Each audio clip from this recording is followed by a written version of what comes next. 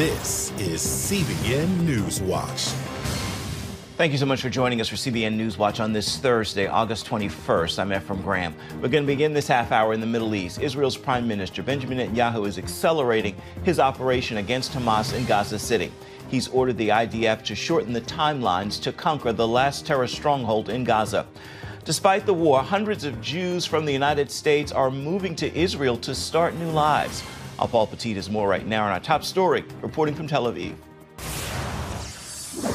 As Israel's offensive in the Gaza Strip ramps up, Prime Minister Benjamin Netanyahu is still considering the ceasefire deal Hamas has agreed to. Since the last ceasefire ended in March, the Israel Defense Forces say they've eliminated over 2,100 Hamas operatives, including senior commanders, and now control 75% of the Strip. During a visit to the I.D.F's Gaza division, Netanyahu praised the troops. I was impressed by the fighting spirit and determination to complete the defeat of Hamas and the release of all of our hostages. In Jerusalem, IDF leaders presented plans to capture Gaza City, and Netanyahu ordered the timeline moved up to take the city even faster.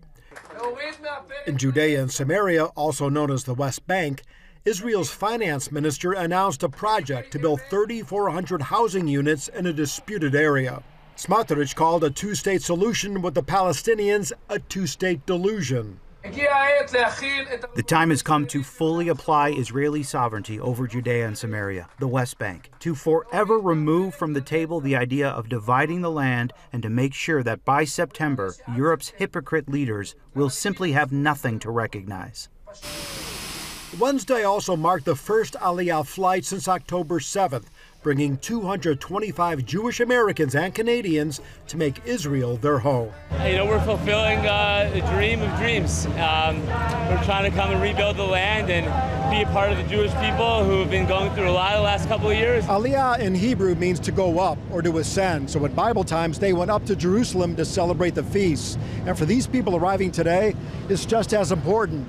They're here to fulfill a lifelong dream, begin again, even to help out in a time of war. This is great. Exciting. I'm excited. Yeah, it's amazing. Overwhelming, but it's really, really cool to see everyone out here like this. Yeah. These two are moving from St. Louis and Los Angeles and will be enlisted in a program that helps IDF soldiers. It feels right, home is home, and I think it feels the most right for me personally to come give back and be here. That's where I feel closest to my family and to myself. I'm the same way. I just feel like it's the right thing for me right now, and I feel very connected to Israel, and it's the place I want to be. In Tel Aviv, Paul Petit, CBN News. And our CBN News Middle East Bureau Chief Chris Mitchell is joining us now from near the Gaza border. Chris, today marked the first time an Aliyah flight made landfall in Israel since the war began. Can you tell us more about this and the bringing of Jews and Americans, as well as Canadians, to make Israel their home? Well, after many times you go down to Ben Gurion Airport and see something like Paul reported on yesterday, it's really prophecy being fulfilled. This is what the prophet said would happen. Ezekiel, Isaiah, Jeremiah foretold that the return of the Jews to the land. It's happening after 2,000 years of being dispersed to the nations of the world. This particular Aliyah is significant because I think there was 1,000 people in the month of August, marking maybe the biggest month in many years. So this is very significant. It's also significant for two reasons. First of all, they're coming during a war. And despite the war, they feel like this is the place they need to be. The other thing is that there's such a rise of global anti-Semitism. And that's certainly one factor of why Jewish people, not only from North America, but places like France and Europe, the UK, feel like it's time to get out of their particular countries and come here and live in Israel. Can you tell us more about the first stage of the Gaza operation? As we said at the start, you are near the Gaza border right now. Yeah, we're not too far from the Gaza border. It's not too far behind us, Ephraim. By the way, if you can hear something, there's a drone going right above us. Right now, it's called Operations Gideon's Chariots 2. This is the second phase of what began a few months ago, where the IDF is not only fighting Hamas in different ways, but what they're doing now is controlling territory and maintaining that control over the territory. They control now about 75% the land of the Gaza Strip. And right now they've actually begun encroaching on Gaza City. They're also giving evacuation orders to the people of Gaza to get out of harm's way and to go south and get into safety. What did you see at the Gaza Humanitarian Foundation? Well, the reason we're down here, Ephraim, is because we're doing a story on the Gaza Humanitarian Foundation. It started back in May, and it's an alternative to the humanitarian aid that's come in with the UN and other non-governmental organizations. Much of that aid, sadly, has been stolen and looted by Hamas. Hamas has used that to actually fund their war machine. It's estimated, and Ambassador Mike Huckabee said last year, Hamas made about $500 million because of stealing that aid. So what the Gaza Humanitarian Foundation is doing is providing an alternative. The food is free, the aid is free, unlike much of the aid that comes into Gaza taken by Hamas and then actually sold to the population. So that's what we got to see here on the ground, just a few miles from where we are now. And Chris, why is this important? Well, it does provide an alternative to Hamas. And Hamas, as I said, has been using that humanitarian aid through the UN, and the I.D.F. facilitates that aid coming in. And so they can use that aid against their own people. So this is something that is free, that is relatively safe, although they're doing this admittedly in the middle of a war zone. But this is really something that the people of Gaza really appreciate. We've talked to a number of them today, and they're very thankful for the aid. Some of this is the only aid they can actually get from where they're living, and they have to walk sometimes miles to get to this aid. But it really does prevent an alternative to Hamas. It's undermining Hamas. That's really a big part of what's going on with the Gaza Humanitarian Foundation. That's why there's so much attack by Hamas and others against the Gaza Humanitarian Foundation. But what we saw, Ephraim, they're doing an amazing job. With what you just said, what does the future hold for the GHF? Well, they have 4 distribution sites now. They have 4 under construction. They want to expand the operation. One thing they want to do is they want to make sure it's a 24/7 operation, so people don't have to come at one specific time during the day. So what we witnessed, you have a rush of people, mainly men, coming in, and then you have women waiting later to get a separate distribution. But they would like to really ramp up on a major scale so that they can provide even more aid to the people of Gaza, to be able to have actually, more and more undermine Hamas and more meet the needs of these beautiful people that we saw. It was just wonderful to see them in person, getting the aid for themselves and for their families. All right, our CBN News Middle East Bureau Chief Chris Mitchell, thank you so much for your reporting. We look forward to hearing from you more in the days ahead and from more on that report. Thank you. Back here at home, Hurricane Erin is making its way north up the east coast of the United States. The Category 2 storm is not making landfall. As Lori Johnson reports, it is causing warnings and evacuation orders from the Carolinas to New York. Here in Virginia Beach, thousands of tourists enjoying the final few weeks of summer are being warned about potentially deadly rip currents as Hurricane Erin barrels offshore. The storm is causing coastal flood warnings, especially at high tide, along with big waves and strong winds, up to 40 miles an hour. That's actually welcome news for the 800 contestants competing in the 63rd annual East Coast Surfing Championship this weekend, one of the world's longest-running competitions. Usually it's about knee-high, and unless we get a hurricane, so this is our favorite time of year because we actually get waves. Further south in North Carolina's Outer Banks, a different story. Tourists and residents alike are under evacuation orders as rough seas pounded homes and businesses. The governor warning drivers to stay away from flooded roadways. Don't do it. You do not know how deep the water is or how fast it is running. A portion of Highway 12, the only road to the islands, is closed due to overwash. Utility crews are standing by, ready to respond to any power outages. This, I think, is by far the worst. I'm anxious. Further north, beaches are shut down, like in New York City, where waves could reach as high as 20 feet today, and dangerous rip currents threaten swimmers. Officials on the New Jersey shore warning people to not only stay out of the water, but off the beach entirely. You can get a rogue set of waves coming in, and if you're on the beach, comes in, it'll take your feet right out from under you and pull you right out. Conditions are expected to slowly improve Friday and into the weekend as Erin pulls away from the U.S. coast. Lori Johnson, CBN News. Our weather coverage continues coming up. Scientists say coastal erosion is accelerating in the Outer Banks. See why it is creating risk for coastal communities. Stay with us. You're watching CBN NewsWatch.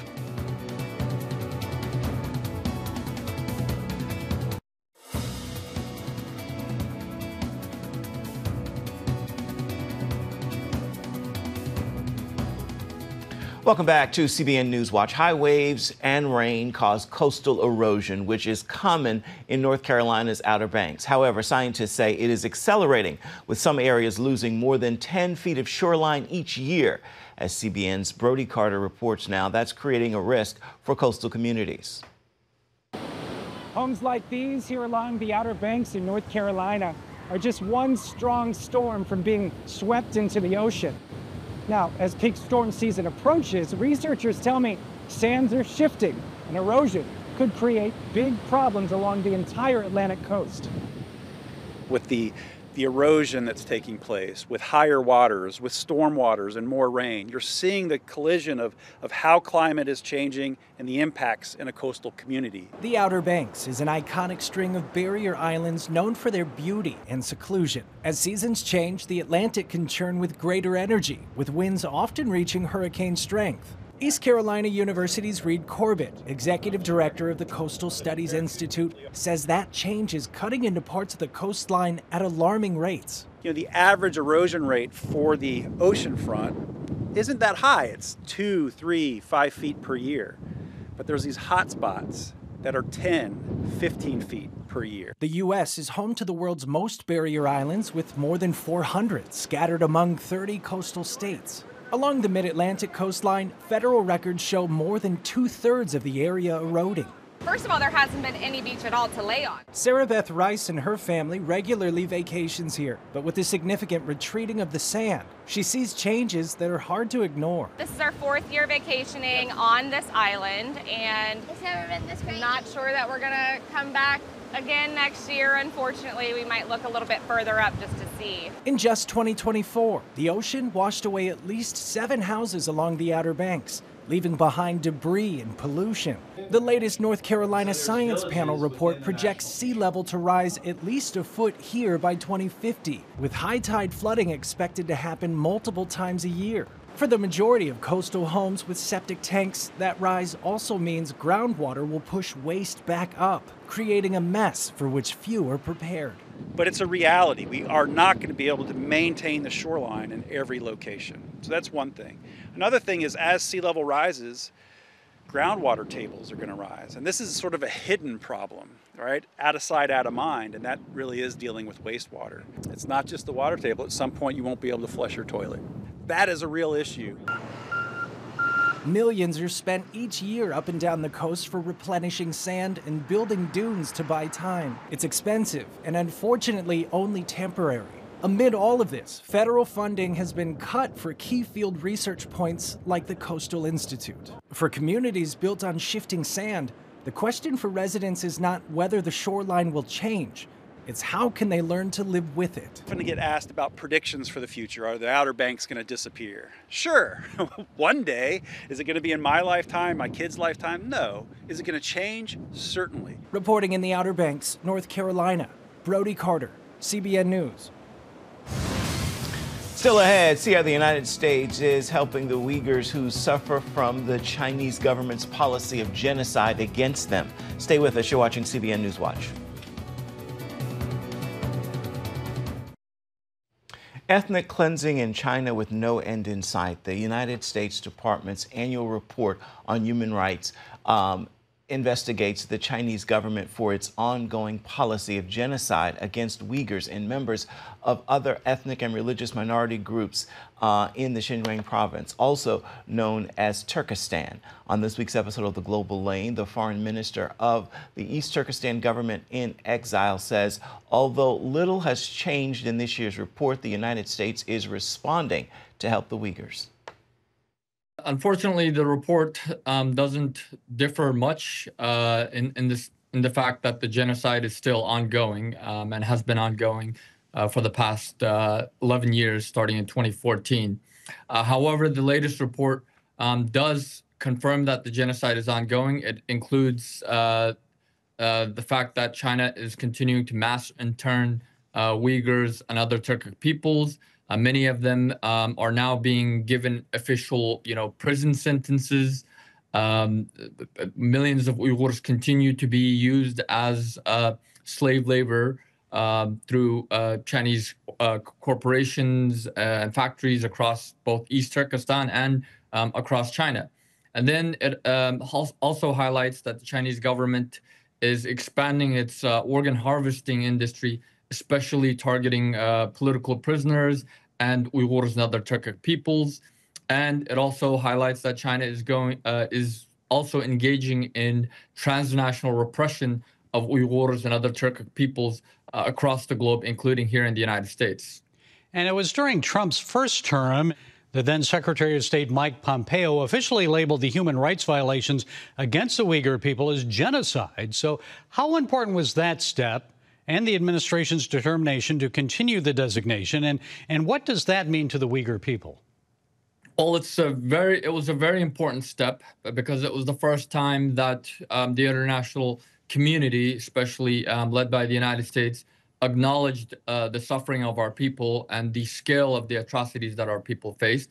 It led to similar designations by over a dozen European parliaments, Western parliaments, as well as a report by even a designation by the United Nations Human Rights Office, which stated that it was crimes against humanity.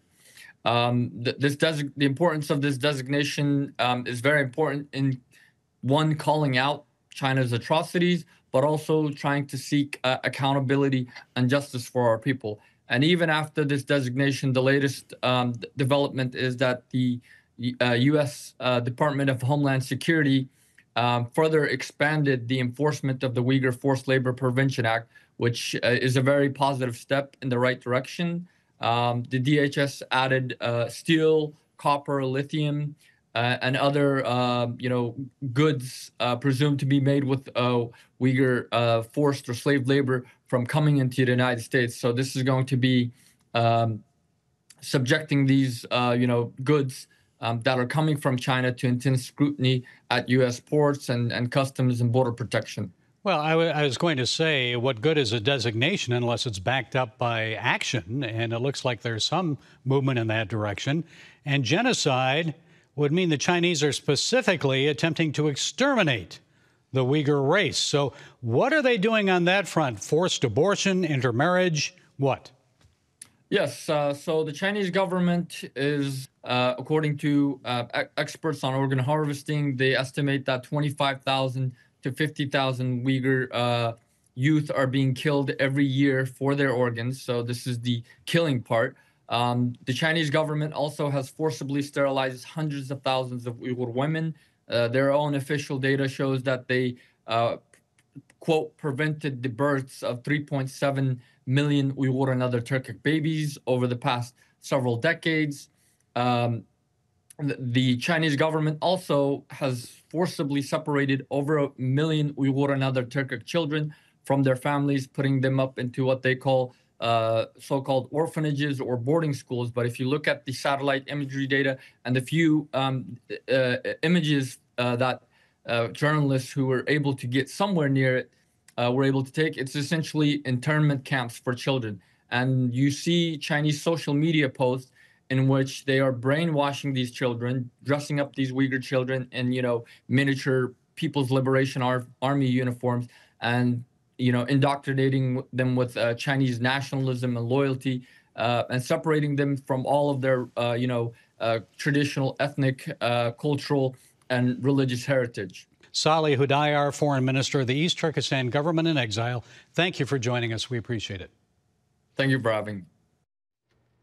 And you can see the Global Lane this evening on the CBN News channel. You can find it at 8 Eastern. You can also watch it on the CBN News app, or you can watch it on YouTube.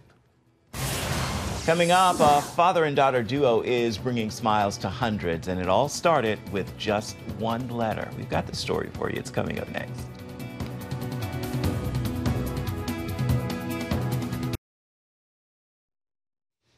Welcome back to CBN NewsWatch. Our heartwarming father-daughter tradition is impacting hundreds. Rosie Pollock was only 10 years old when she attended her first sleepaway camp. She remembers the handwritten letter her dad sent her, in which he wrote about how proud and excited he was for his daughter. He kept the tradition going over the years, sending Rosie more than 3,500 letters. Rosie is 30 years old now, and her dad, Buzz, now sends letters to his grandson as well. Well, Rosie wondered if others could benefit from her dad's thoughtfulness. So she started a website called the Dad Letter Project and extended the offer to strangers on TikTok. More than 600 people around the world signed up to receive a letter. Now Rosie and her dad are recruiting other dads to help share the love. How beautiful. It's time now for your Thursday Thankful, and today I want to leave you with this prayer of gratitude. God, I give thanks in all things. I admit I don't understand all things, but I do understand you are with me in all things. And for your presence, I am grateful. With this prayer of gratitude, make it your attitude on this, a thankful Thursday. Well, that is going to do it for us and this edition of CBN News Watch. I want to remind you, you can always find more of our news programs on the CBN News channel. You can find them there at any time. You can also find them online. That address is cbnnews.com. We'd love to know what you think about the stories you've seen here today or any day. You can let us know by emailing us. The address to email us is newswatch@cbn.com. And of course, you can always reach out and touch us on Facebook, Instagram, and X, formerly known as Twitter. Again, I encourage you to make today a thankful Thursday and join us right back here tomorrow, same time. Thank you for watching. Goodbye and God bless.